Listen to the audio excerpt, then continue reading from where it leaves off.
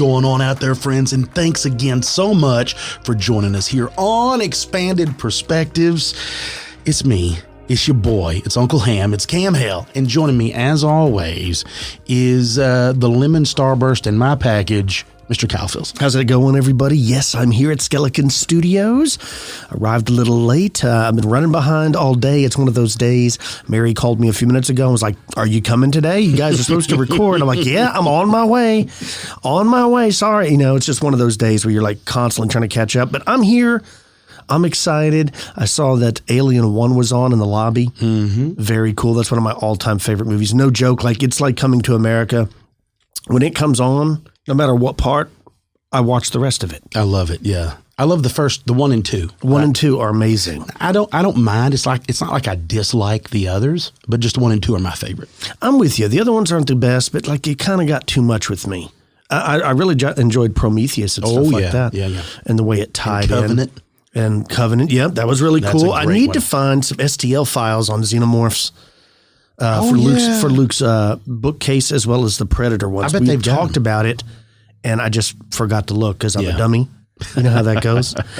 Speaking of how it goes, I know if you guys have been following me on Instagram, you saw the recent post. We went hunting last weekend, me and Cam. Yeah. See, that's the thing you didn't see in the photo. Cam's not in the photos, but he was there. I was present. Not just in spirit. He was physically there. He wasn't in the deer stand with us, but he was there at the camp. And my cousin has a bunch of land. And he invited us up, and we weren't doing nothing. It worked out perfectly. I don't remember what my wife and them were doing. They had something. Oh, they had a birthday party. That's what it was. One of her cousin's kids had a birthday, and he's around Luke. She's around Luke's age, so they went over there. You know, it's a kid thing. Yeah. We got the invite, went out there, and Caleb got to shoot his first hog. Schwein. So very cool. He had a great time. I think it got cooked the very next day. Yeah, I think so. Some other guys out there that showed up taking pigs, they all took them and loaded them and took off with them. So I'm pretty sure those things went full-bodied on their smokers the way they were talking when they left. Yeah, and so he was very excited. I know in the photographs, nobody's smiling. You kind of mean mug it. You got to look tough, right, when you shoot something. Well, especially when you're 14. Right. I mean, it's part of the course. 180-pounder. That ain't bad. Not bad. That's about average size. So since the posting of that on Instagram, not on Instagram directly, but I've gotten lots of emails, and I've been getting emails for, Are you on pro staffs now? Is that what it is? You've been reached out for pro staffing and all this? Yeah, I'm sponsored by Sitka. No. No, what it is people from around the U.S. and around the world that are generally interested in the feral hog problem in Texas because they generally don't know. Yeah. So lots of people, and this has been going on for years, they're just interested in it. And I think that it just doesn't seem like a big deal to us because they've just kind of always been around. Mm-hmm. But I know that there are people from across the pond in the UK and things like that reach out, and people from Australia and other places as well, but mostly those places that are just generally interested. And like, how do you find them? How do you shoot them? How do you hunt them? What do they like to eat? Are they really truly everywhere? Mm-hmm. Is it really even? I mean, I've had people that weren't even super hunters. I was like, listen, I've heard that it's a problem. Can you explain to me how is that? How are they a problem? And then, of course, you get into it and they just truly don't know. Well, and it's like even like the folks in Australia have dealt with pigs and all that stuff. Like they're a nuisance over there. Cats. Oh, yeah, cats over there. It's funny. It's what it is. It's like the pigs just really have no natural enemies once they get to a certain size. Yeah, no. And so they just got carte blanche to do whatever they want whenever they feel like it. And they can have like 3 litters a year. Oh, yeah, it's crazy. And their litters can go from like 4 to 12 piglets. I mean, and I think they can start having their own once they reach like 6 months. I mean, it's insane. I remember as a kid when we would bow hunt them, I remember the first few times that I'd ever, because when we were young kids, they weren't around here. Not here. They hadn't made it this far up. Yep. Yeah. Now, of course, they're all around us. But I remember going the first time when I was a young man, teenager, going to bow hunt them.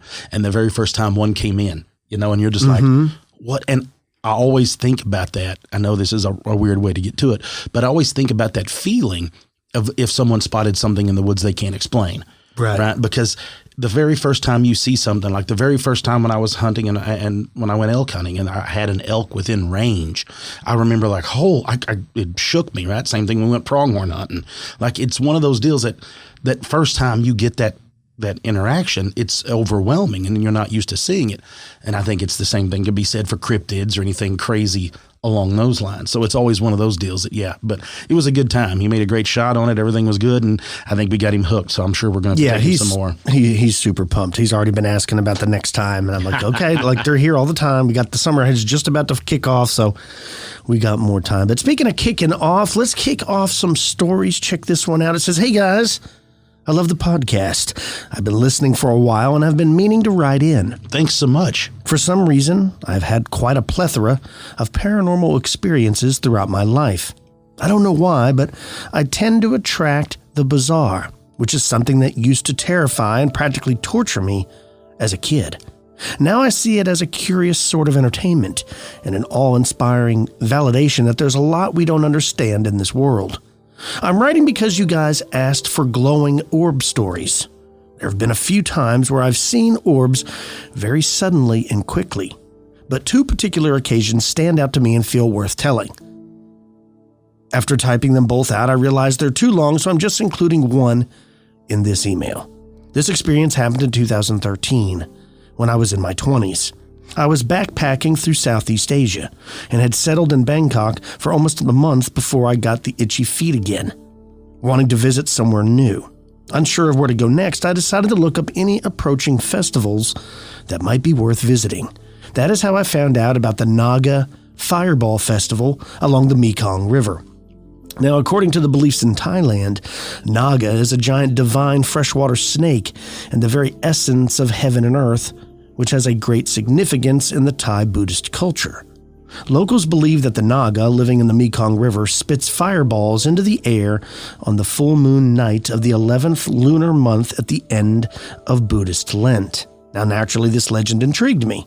Apparently, the fireballs have been reportedly seen other nights around the same time, too, and they appear frequently enough to grab the attention of some researchers, who've also claimed to have seen them. This festival happened to be only a month away from me, so I decided to travel to Nong Khai to see if I could see them for myself. I did not regret this decision. Mysterious Mekong lights or not, the festival alone was one of the most beautiful and amazing experiences in my life. Being just about a whole month early, I ended up befriending the owner of Mut Me, the guest house I stayed in at Nong Khai. They invited me on their river cruise they take every year, to go down the river to some of the best places to celebrate the festival. One of the most noteworthy aspects of the festival is the releasing of thousands of paper lanterns into the sky. In the dark, it was easy to tell where towns and villages were along the river by watching the giant plumes of lanterns rising up all along the Mekong. This is the sort of magical, beautiful sights that cannot be properly captured on film or video, and I always fail to describe the experience to others. Now parked on the shore and enjoying some delicious food, my new friends and I started hearing gasps from the crowds of people around us. Looking up, we watched as two fireballs burst into the sky from across the Mekong. While most everyone around me seemed to be excited, I myself felt fairly disappointed. These lights, they didn't seem like such a mystery to me. They looked like regular old flares.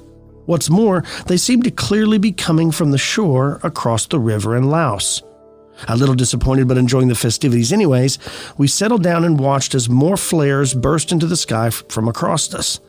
Maybe it was pure luck, or maybe it was whatever it is that causes me to experience paranormal things a lot, but not long after the lights started, I decided to look upriver, opposite from where the crowd was watching the lights downriver from us. One of my new friends saw me turn my head and followed my gaze. From what was clearly somewhere in the middle of the river, we both watched a truly mysterious ball of light come up out of the river and disappear maybe 10 to 20 feet above the water. We both jumped up excited, clearly having seen the same thing at the same time. That light that we saw was definitely not a flare. Although still shooting up into the air, it traveled much slower than a flare does. The light was round in shape, about the size of a large grapefruit, perhaps even larger. It was hard to tell the distance at night. It was a different shade of red-orange than the other flares being shot out of Laos that night, and it was not near as bright. We could see no boats or swimmers in the direction of where we saw the light emerge from the water. We both agreed that what we had seen was the real mysterious Mekong fireball. Some scientists speculate that the Naga fireballs are some sort of buildup of natural gases, and they get released into the air from the water. To me, that explanation seems a bit of a reach. The water is cold. How do they light up or catch on fire? The Mekong isn't known for being particularly gassy. More importantly, why are these lights only seen around the same night once a year? Whatever the case, I'm glad to have witnessed it myself. Thanks for hearing my story, and thank you for your podcast. I hope you get lucky like I did when you go on your search for the lights in Texas. Take care, Sarah. That's awesome. Very cool story. Yeah. Now, the only Naga I'm aware of are the jiu-jitsu tournaments around here. Yeah. You get the swords, right, when you win? And the Mekong fireball. Yeah, fireball. Man, oh man, that needs to be, there's got to be a Muay Thai fighter out there. There's something. It's got to be the Mekong fireball. You know, that's a great fight. I would love to go to Thailand. I would too. I think it'd be really cool. Of course, I'd have to check out some Muay Thai fights. That's the main reason I would go, is I want to go sit and watch it. I like Thai food, though. Yeah, so I think I would enjoy that. Phuket. I've got to go and check it all out. I would like to look at a lot of the structures there and just realize how old it is. I don't know. It's just a very cool culture. Would you go to Tiger Schulman's while you're there? Oh, sure. Yeah, why not, right? Right. I mean, I'm not going to participate, but I would love to watch. You know what I mean? But there's other places like China. I hope to never go, but Thailand, I would like to go to Thailand. There's part of China I would love to go. The Great Wall, maybe. I would like to see that. Okay, let me rephrase it. I would like to see the steppe, just so I could gaze out there and think about what Temujin was thinking back then. And I'd like to. I like just the history of it. I like falconry. Now, I know it takes a lot of work, but I do like the idea of being able to hunt with your own falcon would be cool. That is pretty dope. I don't want to take the 15-year commitment it takes to teach the bird, you know? Yeah. I wish I'd have known about falconry when I was like a kid. I might have been something I'd really gotten into. It's pretty cool, but I think we're on the precipice of like robot falcons, where it's basically like a DJI drone, but it's a robot falcon, and you can do the same thing, but you don't have to spend all the time training that's true. Or feeding it. Jeez, here we go. So I've got something I have to share with everyone because it gets everybody going, right? Yeah. There's action figures that we've got whipped up out of it, right? Charlie made us amazing action figures. Folks, I have another story of a not deer. So get a load of this. It took place in Sleepy Hollow, New York. Says we have all types of crazy things here. The Headless Horseman is not one of them. But there's ghosts and demons and aliens, and every summer you see ghost hunters here, but never in the winter. Until last year. We were playing paintball in the wintertime. A group of 10 players. We played for an hour before we ran out of paintballs and retreated to the rock bridge to build a fire, like we usually do. My brother George and I heard something to the right, and because there are leaves on the trees and there's snow on the ground, the moon was bright and it illuminated this deer. Now, it wasn't a normal-looking deer. See, it had no tail, and the eyes were too far apart, and it also had an awful stench, like death. I told my brother not to make a sound. Now, George is not one for ghosts and didn't believe in fairy tales, but when he saw this, he was beside himself. Before we could turn around, it saw us and screamed at us. The rest of the crew heard it and wondered why we were freaking out. We ran past them yelling, "Let's go, let's go!" They saw what we saw, and then they took off with us. This thing was super fast. The exit was a good mile run on the aqueduct trail. It took us 10 minutes to get back to the road. We see the light on the road coming as we're getting close, but this thing was right behind us, screaming. We get to the light on the road and it stopped. It's looking at us, screaming. The neighbors came out cussing at us for all the noise and that she'd called the cops. Then she saw what we saw and ran inside screaming. As the cops show up, this thing took off. But my brother and I took a picture of this thing. We got some great shots, and we showed them the pictures. I guess the police, we showed them this thing, and they told us not to come out here at night. So long story short, we never talk about this, and I don't like talking about it now. My cousin is a cop here in town, and he was one of the cops that responded that night, and he still, until this day, is scared to drive up there in the dark. So yes, things you can't explain are real. Come to Sleepy Hollow, New York. You never know what you just might see here. SD. So there is an unsettling not deer story that sounds like people around the area are aware of, but are not going to dabble with. And speaking of aware of, that you don't want to mess with, folks, we're going to take a quick break. And when we come back, I'm going to be talking about stories involving the Mothman and the O'Hare Airport. You're listening to Expanded Perspectives.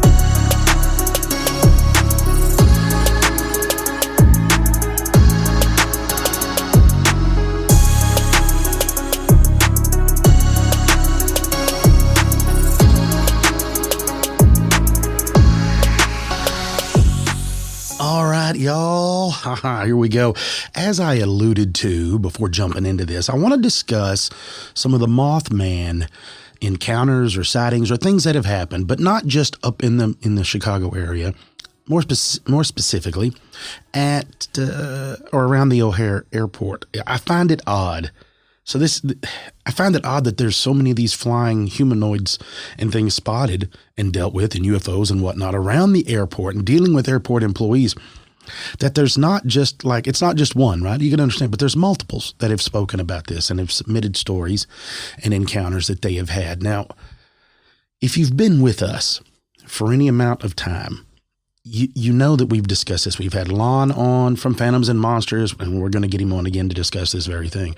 But we had gone through all this of from the old stories of the Mothman in Point Pleasant to the more current flying humanoid sightings, all the way until this. All right, now this flap, I guess, is what we like to call it. Which, what would be a flap? I don't understand. Is it a 10-year mark, a 5-year mark, a 2-year, 2-month? What's this flap? Because now it seems to be more of this is the norm. A lot of these sightings you can roll back that Lon started getting in, and Manuel from Navarrete, those guys started taking these stories in. A lot of these that started happening in and around the Chicago area started back in 2011. About mid to late summer, August, somewhere around in there, September, they started receiving reports of people seeing the flying humanoid that resembled Mothman.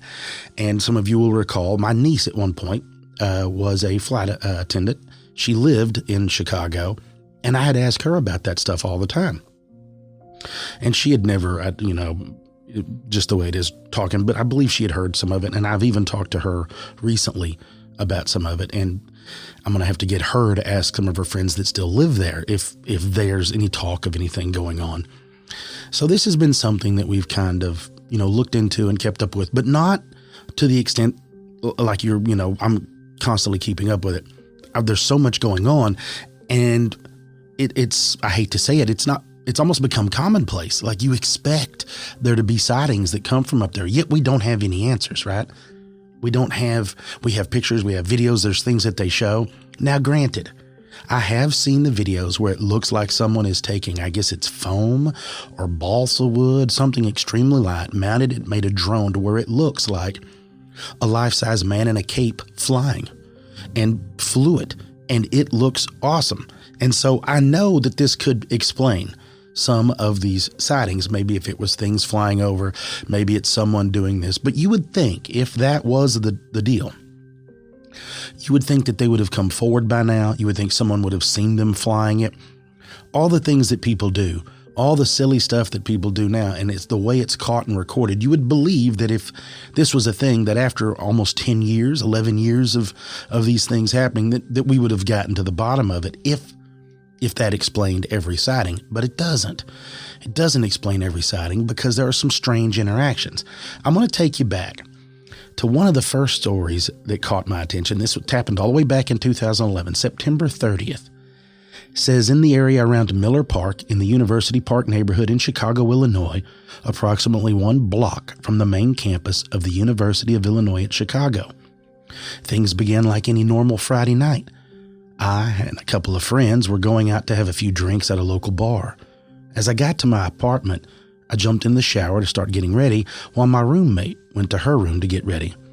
I finished and walked out of the bathroom and to my room and started getting ready to head out for the night. As I started to get dressed, I heard my roommate scream loudly. I dropped what I was doing and ran to her room to see if she was all right. I walked in to see her cowering in the corner of her room, white as a ghost and shaking. She was babbling hysterically, saying that something was looking in at her from the window.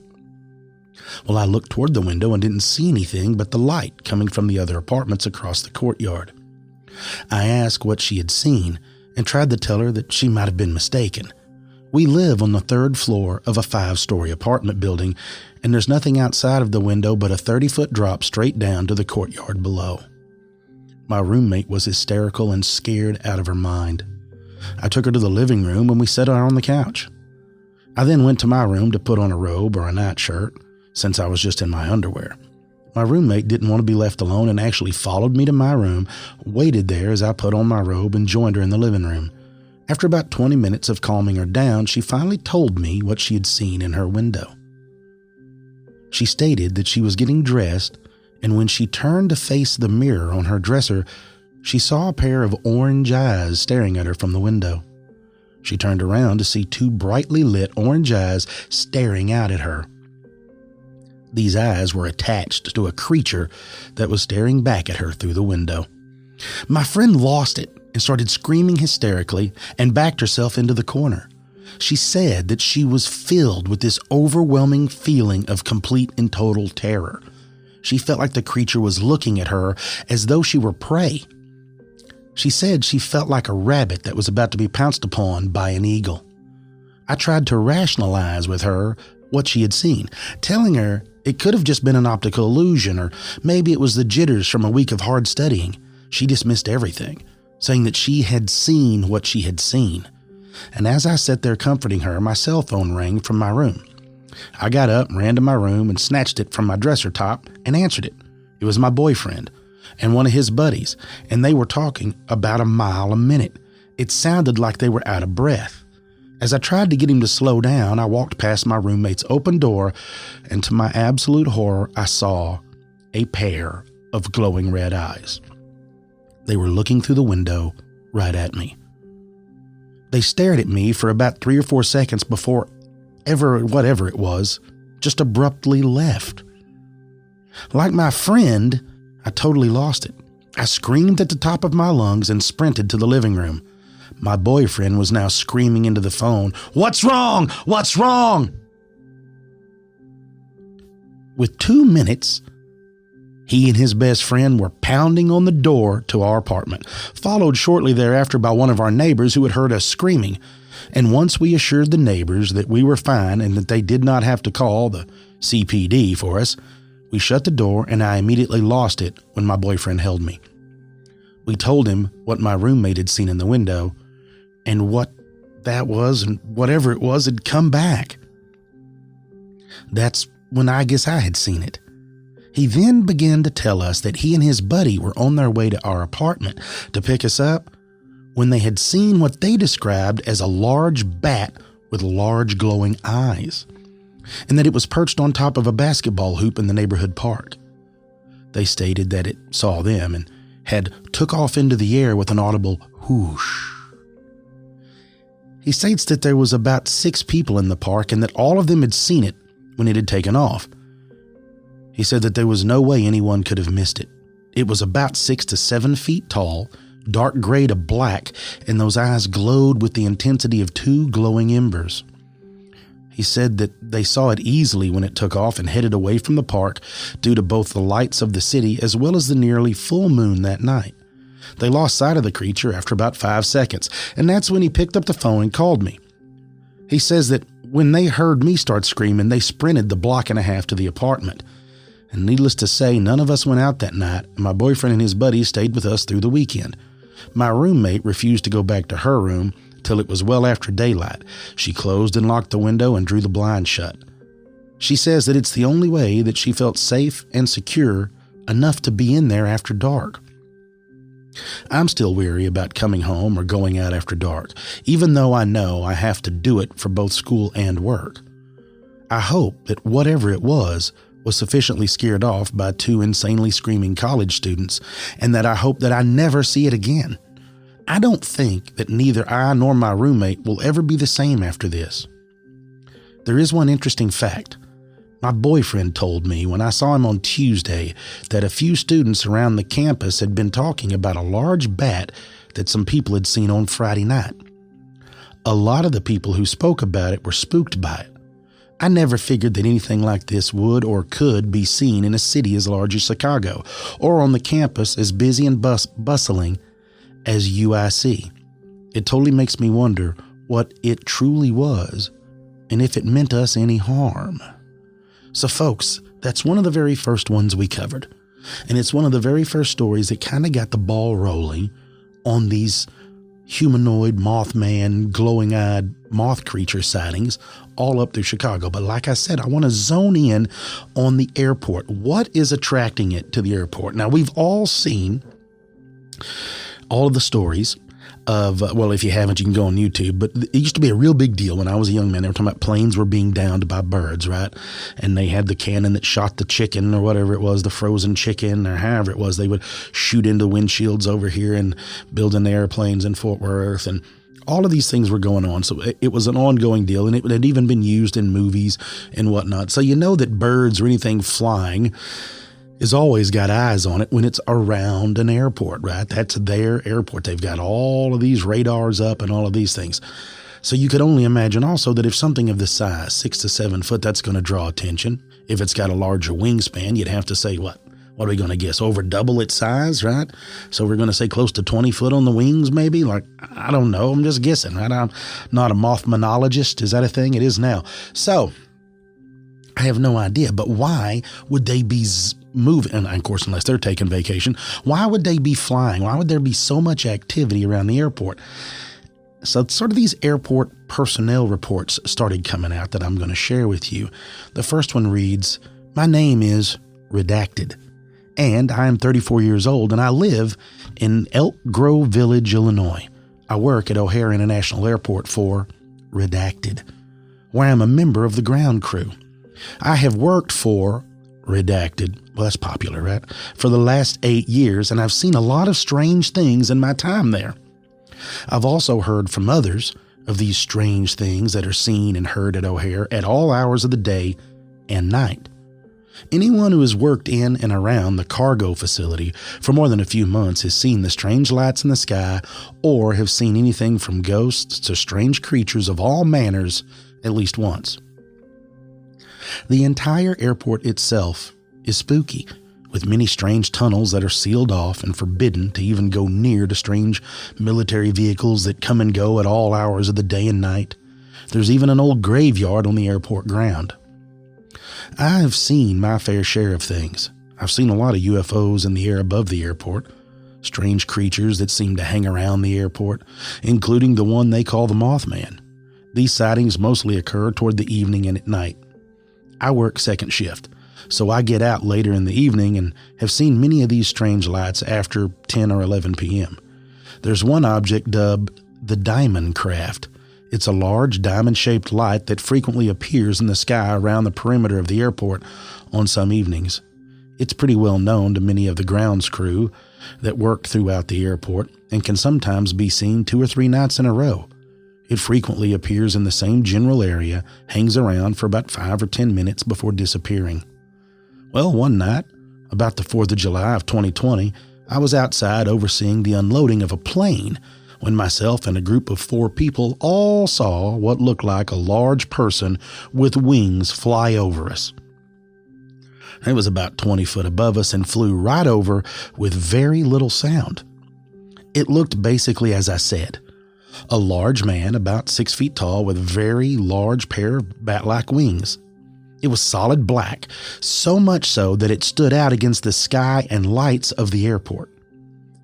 It was over in a matter of a few seconds, and people joked that we had just seen the Mothman, and the conversation quickly turned to the many sightings that people have had in and around the airport of something similar. I've had multiple encounters with UFOs and their occupants that have been ongoing for the last 2 years. I've seen what I can only describe as aliens on at least 8 occasions, both at work and home. See, it all started back in 2018. It was around May, and I looked up into the sky as I was moving from one building to the next and saw a large circular object that was giving off a green glow. It hovered slightly about 100 feet from the ground, and as I looked up at it, I got the strange sensation that the object, or something in it, was looking back at me. Well, I picked up the pace and tried to get in the building, but the closer I got to the door, an overwhelming urge came over me to stop and look up at the object. It finally got too much to bear, and I stopped about 20 foot from the door, and I looked up just in time to see the object slowly drift away and higher into the sky. It continued its upward trend for about 10 seconds before it simply disappeared from sight. Now, my first encounter with seeing one of the aliens happened a month later. I went to the office to get a set of extra keys that were needed to access a storage locker. The office was dark as the people in it had all left some time earlier. I went in, I grabbed the keys and was walking out when something made me stop and look out into the hallway toward the stairs, and I saw what looked like a medium-sized man just looking right at me. Now, we looked at each other for what seemed like a minute before I turned away, and when I looked again, it was gone. Now, the freak out then came over me. It looked like what you see on TV. Gray skin, very large, black, almost insect-like eyes. Now, it had no lips to speak of, only a thin slit, and it was about 3 inches shorter than I am, and I'm 5'10". I must have sounded like an idiot, basically hyperventilating in an empty, dark office, but within a few minutes, I had regained my composure. Surprisingly, I was not afraid, and have not ever sensed a reason to be afraid. They can look scary as hell, but I have never felt like I was in danger. I have since then seen them only from a distance, usually in the shadows or trying to hide and observe. I have sensed them at home, but have never seen them inside the house. I've caught glimpses of them looking in the window, but those were only momentary glimpses, as they seemed to be able to anticipate me looking toward them and quickly just get out of sight. I have a dog who will bark at the window or the door unexpectedly at night as if he's trying to warn me, but when I go to look, I end up seeing nothing. I also have a cat, but if she's seen anything, she's not telling or is indifferent to the whole thing. Yeah, funny how cats are like that, right? I have only had one encounter with one at home where I've seen it, and that was the reason that prompted me to write you. It happened about a week ago. I had days off and was at home about 10:30 at night when my dog started growling and then ran toward the back door. As I got up and followed him, I saw that the backyard lights had been triggered and that standing on the back deck in front of the back door was what looked like the same alien I had seen the first time. My dog was going berserk and would charge to the door but stopped short of hitting it and then back up again. It looked right at me before it took a step back and straight out disappeared right in front of me. Now, I didn't freak out like the first time, but I felt a little unnerved that it had come so close to my house and had allowed itself to be seen. As before, I felt like I was in no danger, but I did feel like it was trying to communicate with me in some strange way. My dog stayed in front of the door growling for another 10 minutes before it came back to my room with me. I stayed up for a little while trying to make sense of what had just happened.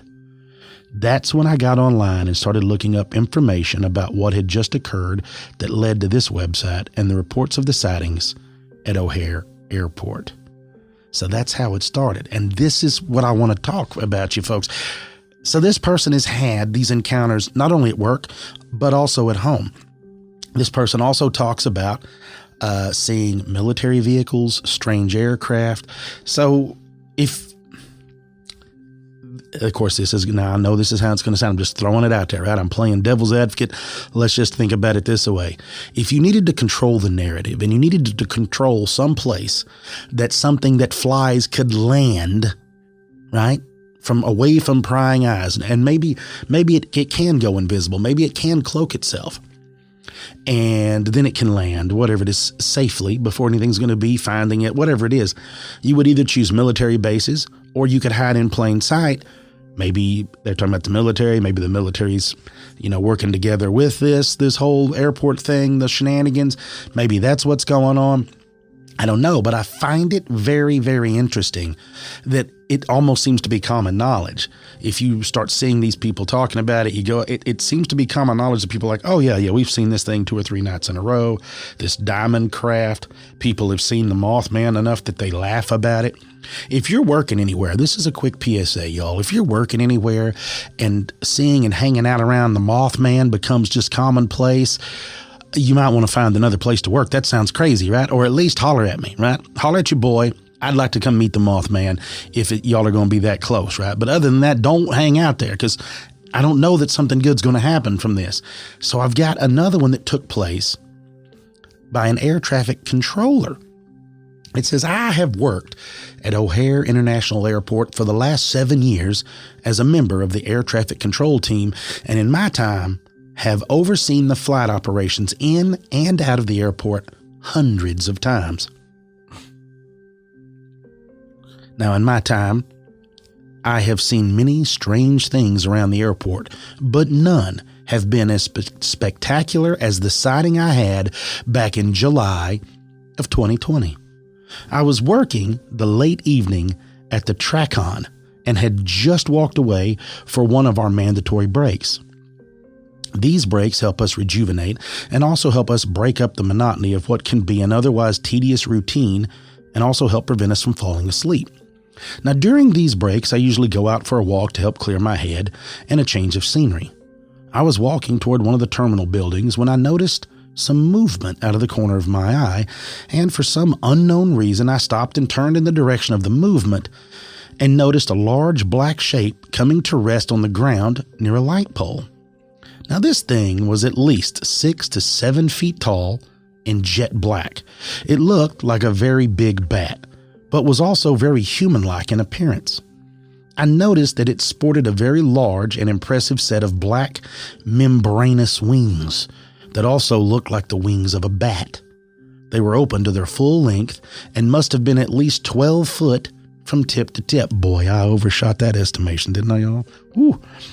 The arms on this thing were very long and very skinny and ended in long, bony fingers tipped with what appeared to be long talons. The legs on the being were comparable with the arms, long and skinny, but I was unable to really look at the feet to see if they were also shaped similar to the hands. I stood there and saw this thing for about 30 seconds as it seemingly looked around the ground. In the time I was looking, no fewer than 2 others had come down the walkway, and they also saw it. If it had looked up, it would have clearly seen us all staring in bewilderment at it. It kept its head down, looking at the ground until an approaching service vehicle seemingly startled it, and it looked up. That is where I saw that its head was short and squat, but had a pair of piercing red eyes. It looked in the direction of the approaching vehicle and then began to flap its wings and took off into the air. It disappeared above the building in a span of 1 to 2 seconds and was gone out of sight. Now, I've heard many of the stories of the supposed O'Hare Mothman, from pilots and from other controllers and employees around the airport. I've heard tales of people seeing it in flight or perched somewhere, and how it had glowing red eyes and looked like a giant man bat. Many of my fellow controllers have told of either seeing it themselves or hearing from others who have seen it, and it has been the subject of radio chatter on multiple occasions. I've never gave much credence to these stories, and even though part of me believed and hoped it was real, seeing it myself only helped me become a true believer.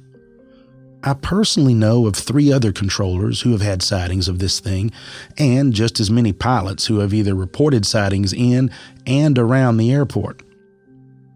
You can say it's kind of built up an almost legendary urban tale sort of status amongst those who work at O'Hare. I know that what I saw was real, and I want to get my story out there for others to hear, and I want them to know that this thing really is out there somewhere, and that trained professionals like myself have seen it and know that it does exist. I hope you'll find my report useful, and if you wish to contact me, I'd be willing to answer questions regarding this encounter. I'll probably do a follow-up because Manuel has contacted a lot of these people and done follow-up reports with them, and it's eye-opening. I'm telling you, if this is all on the up and up, folks, there is something definitely going on that people, again, are just maybe actively ignoring, or maybe you just don't really want to know. Here's another one that a shuttle driver had. It says, "Hello, my name is Redacted, and I work as a shuttle bus driver at O'Hare Airport. I was working on April 21st, 2021, near the new parking terminal near Zeminki Road about 6 p.m.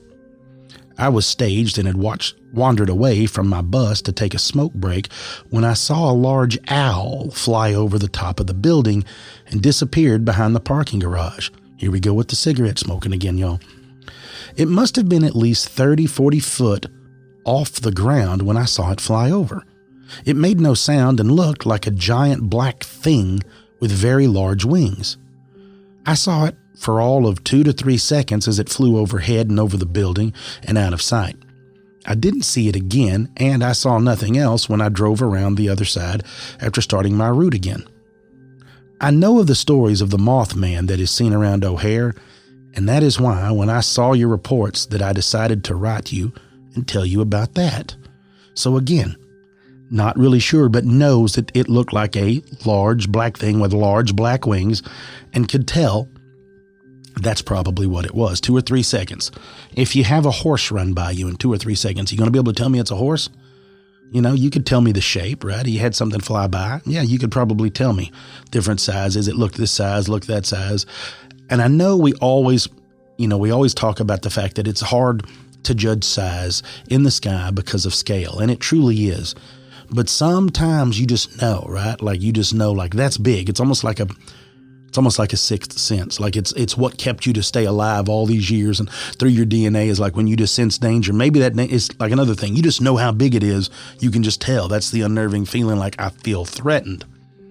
So I've got another one here about a Chicago Department of Aviation employee at O'Hare.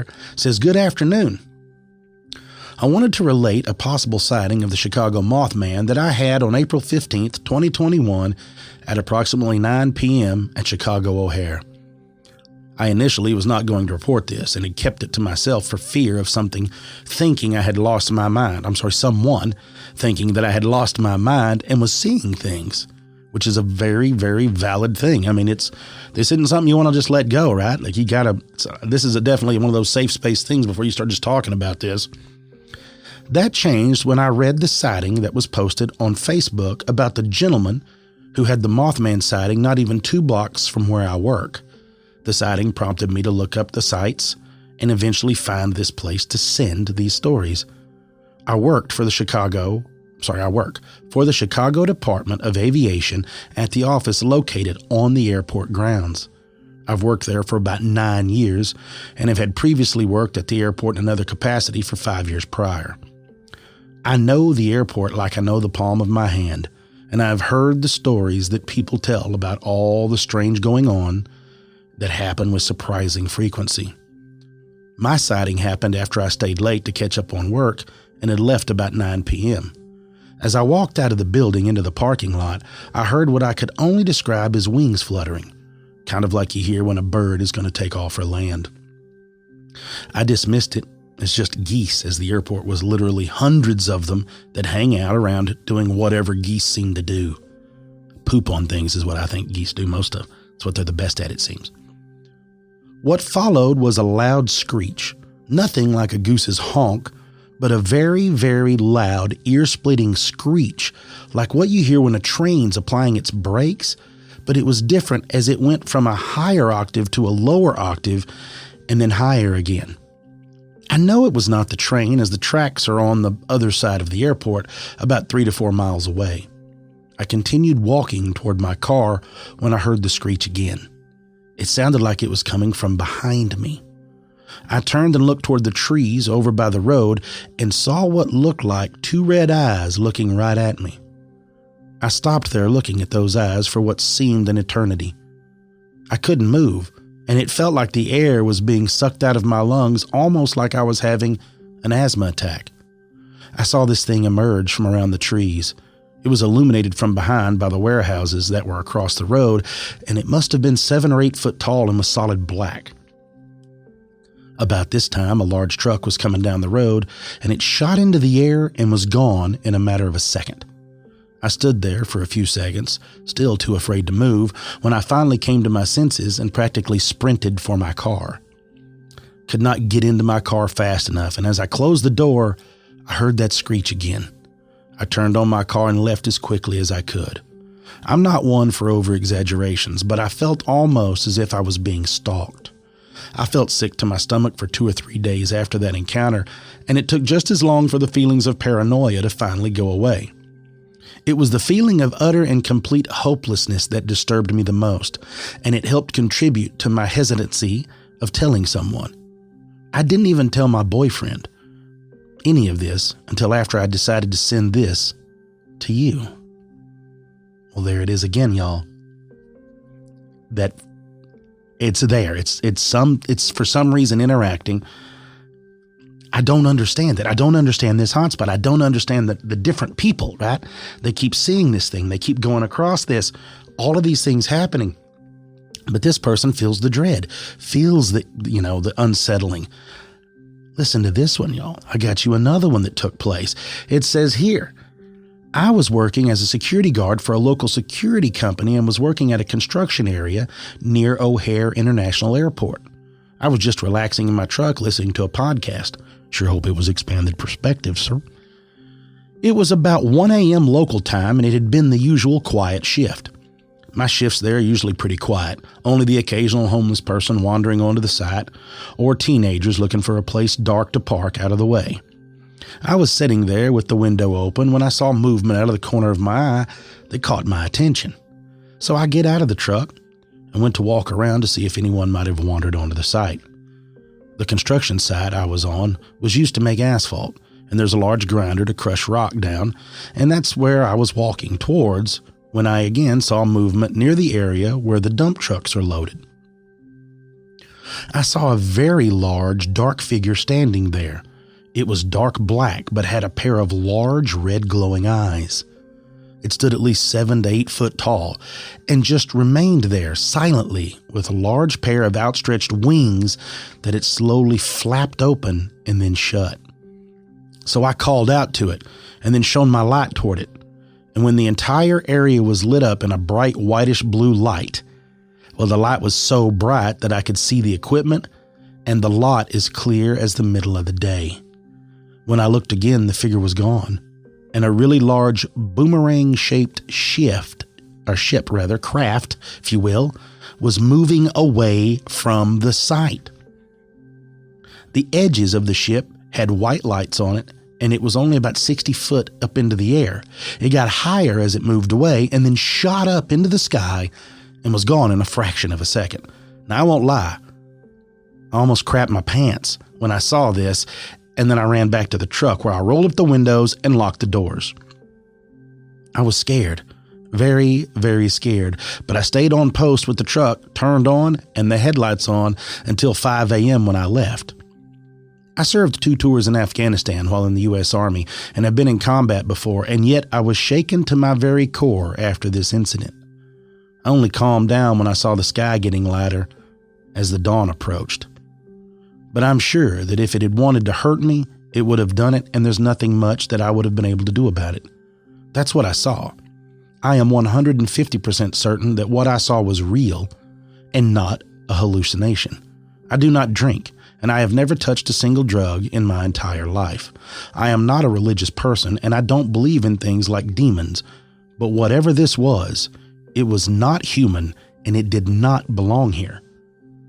I told my wife about it the next morning, and it was her who told me about the things being seen at the airport in the last few years and even showed me a place to send it. I'm not sure what I saw, but I hope my reporting this to all of you helps you in finding out what this is. Again, folks, now there's a UFO picking up moth creatures, right? Dropping them off. They're hanging out. Could the Mothman, could this be one and the same with alien grays? Could this be alien grays taking the form of Mothman because it's all of a sudden not alarming people? I mean, aliens alarm people more than Mothman around the airport now? Like, what are they using this for, right? Like, how crazy is this? Here's you another one. At another construction site, March 5th, 2022, y'all. March 5th, 2022, 10 p.m. local time. I was out driving around with a guy I had just started talking to. We were out by the airport, just cruising around, listening to music and getting to know one another. We decided to park and smoke a little bud, and one thing led to another. We were in the back seat when he looked up and started screaming, "What is that?" over and over and over. It was then that we felt something bump into the side of the car, like when someone slammed onto the side of your ride. I sat up and saw a pair of bright red eyes and a big black body looking into the driver's side window, staring into the back seat. It scared both of us, and we both started screaming. This thing kept looking into the car, and then it just disappeared. A security guard showed up. Then 2 more show up. They made us get out of the car and started asking us why we were there. But after looking at us, they started asking us about what we had seen. We told them, and then they just screamed, "Get dressed and get home." So again, what the one guy was trying to keep hidden, they should have hired him. That way they'd keep those teenagers off those job sites. But another job site and another sighting and another thing of it just disappearing directly in front. I'm going to wrap it up with this one right here, folks. Listen to this here. Red-eyed chirping man bat. All right? You're going to love that. Lon hit me with this. He's him and Manuel, the king of humanoid flight, right? Get a load of this. I was at work Thursday night, April 28th, 2022. I had just brought back a man lift from a construction site that we had picked up and brought back to the yard. I had just driven the man lift off the trailer and was just about to get back into the truck to park it when I saw some movement from the back of the yard. I grabbed a flashlight and headed back toward the storage containers that are kept in back. I saw something on top of the container, and I shined the light on it and asked them what the hell they're doing back here, and that I was about to call the police if they didn't get out of here. I kept walking toward them and yelling when I heard a series of clicks, rapid-fire clicks, and what sounded like chirping. Now, I'm a bit of a history buff, and back in World War II, U.S. troops used to carry these clickers called crickets that they would use to communicate with one another. This sounded like those clickers, only faster and louder, but same pitch and tone. I was about 12 feet from the containers. I looked up and was met with a pair of red eyes that were staring directly at me. They were attached to what looked like a tall being that must have been at least 6 or 7 feet tall and looked like a giant man bat kind of thing. I lost it, started backing up while trying not to scream. This man bat was partially lit up by the lights we have around the yard. I tried to shine my flashlight on this thing, and it started clicking at me and took off into the air. It took off toward the north. I practically ran back to the truck, got in and parked it, and I swear to God I sprinted toward my car, which was parked by the main building where it was lit up by the streetlights. Thoughts of something swooping down to attack me were swirling around my head. I got in my car and left, not stopping until I got home. Now, folks, that's a business literally a block down the road from O'Hare, where this all took place, right next door.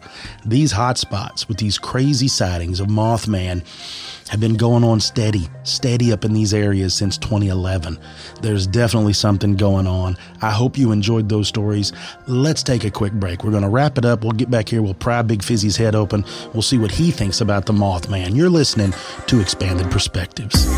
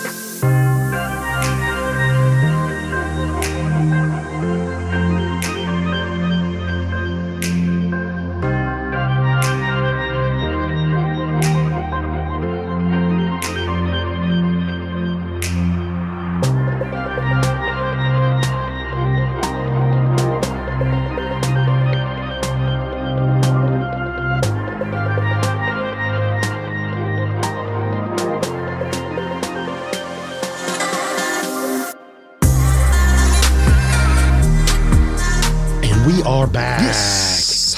There you go. So, folks, like like I said, we started with the Mothman and we started seeing these flaps, if you will, but it's not really a flap. It's been going on for almost 11 years, but it sure seems like intensity has been ramping up ever since then, right around the Chicago O'Hare Airport. I don't know why. I don't understand what's going on, but there's definitely something going on. Yeah, I agree. I think we're actually living in a flap right now. And that's what I said is like, but the problem is a flap you would think would take 2 months, 6 months, a year. This has started in 2011 is when this started, 2011. Yeah. So we are already rolling into that amount of years. You know what I mean? Like I do. 11 years into watching this stuff. I think the Mothman is sticking around because no one's paying attention. Like everybody's too busy with American Idol. They're too busy with the war in the Ukraine. They're busy with Will Smith. They're busy with Amber Heard and Johnny Depp. You think he's just hanging out, Mothman? It's like, hey, I keep showing up. No one's paying me attention. Yeah. At least some Mothman. Try to get some Mothman love.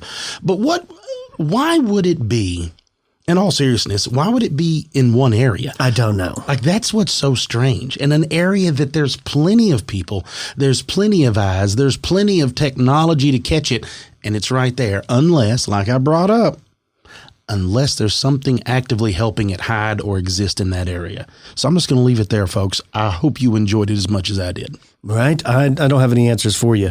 But speaking of something that's pretty scary, from time to time we get these strange emails from people who have seen something they can't quite describe. Now, I don't know if this is a glimmer man, if this is something else, if this is revealing that we're living in like a computer simulation. I don't know, but check this out. This comes from James. It says, this story takes place when I was about 12 on my grandparents' farm in southern Missouri. We lived at the edge of the farm. Our house was surrounded by fields, and the nearest neighbor was about a mile away. It had been a warm fall day. The sun was starting to set. My friend and I had been playing around outside for almost all of it, as kids did back then. All of a sudden, my friend yelled, "What is that?" He pointed into one of the fields on a slight hill. Near the woodline stood this thing. It was completely white, at least 8 foot tall, and it looked pixelated, as if it had stepped out of an Atari game. Although not well defined, you could make out the arms, the legs, but no face. The white thing was walking around slowly, and then it began skipping down the hill towards us. Both of us were filled with fear and ran inside my house. We told my mom, of course, who did not believe us. I opened the door and yelled, "God is good," thinking in some way that this would scare off or whatever it was. As quickly as I opened the door, I slammed it shut. We retreated into my room for the night, playing Nintendo to get our minds off what we saw. Nothing else ever came of it, and I never saw the white thing again. But to this day, I wonder what in the hell it could have been. A pixelated man. Or, I don't know if it's like man. It's not fully downloaded, right? Humanoid. Yeah. We've talked about these odd humanoid shapes from the pure flat looking person. Yeah. Till we talked about like the stained glass from the movie. The young Sherlock Holmes. Yeah, young Sherlock Holmes. The pixelated man, though, is a really interesting idea. It is, but what could it be? Is it like caught in between? Something like that? Or like it's supposed to be the Glimmer Man's costume, but his is like malfunctioning.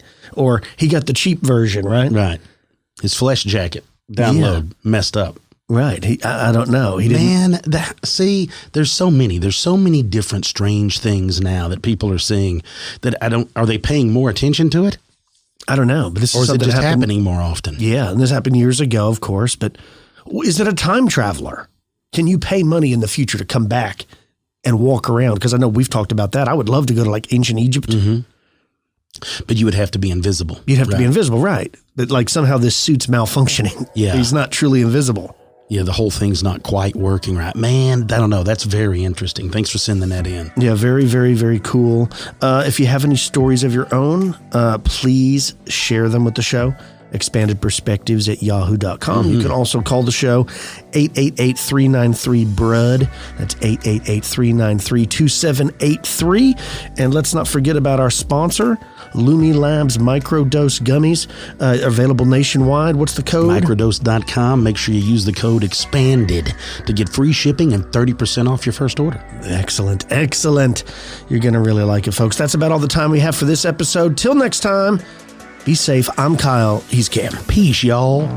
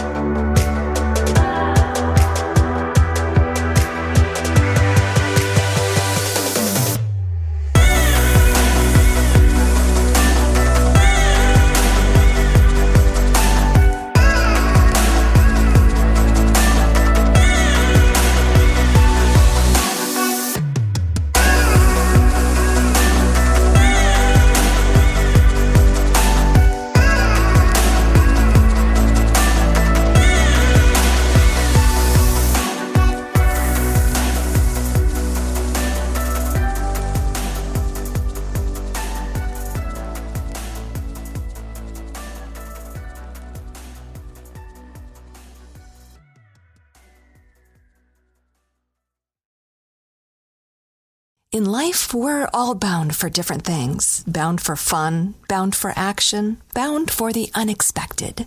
Well, with some help from my friends over at beachbound.com, we can all be bound for adventure, passion, and discovery with relaxing beach getaways worldwide. Personally, when I'm at the beach, I'm bound to end up with a drink in my hand, my toes in the sand. Wake me up when it's dinner time. Make your beach whatever you want it to be. Visit beachbound.com to book your next beach vacation. What are you bound for? With TXU Energy Business Secure Saver, you get 20% off energy charges plus a total satisfaction guarantee with no hidden fees. That means business owners like you save money and time and deal with less stress, so you can get back to your business and all the things that come with it. Save 20% with TXU Energy Business Secure Saver. TXU Energy. Easy to choose, easy to use. Tap the banner now to learn more.